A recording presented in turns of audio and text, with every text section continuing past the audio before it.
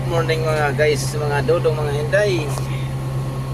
So, mayroon tayong gagawin ngayon na Showell 950H. So, sasaksakan natin ang computer mga guys para malaman natin yung problema.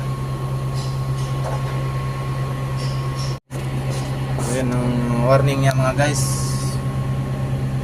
So nag-warning siya, ibig sabihin may problema yung ilaw na yun. Sasaksakan natin ang computer.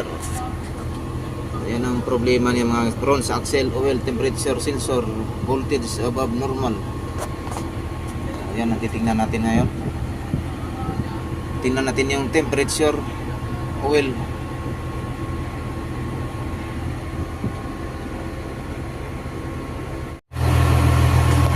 Ito yung sensor mga guys sa front axle. Ito siya.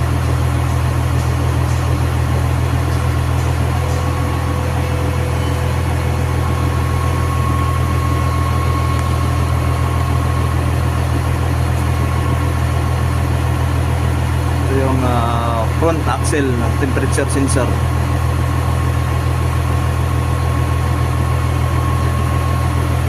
Bukan natin ang linisin muna.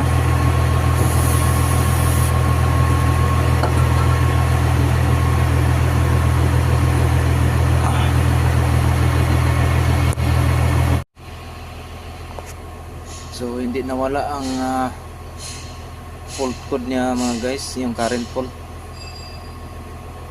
Ayan. Voltage above normal. Yan, hanapin natin.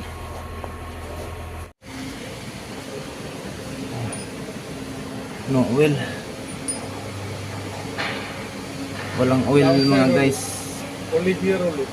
Walang Only yeah. here only. Yeah. Good. So mga guys, hindi pala nakakabit ang ating sakit ng sensor. So dito siya oh.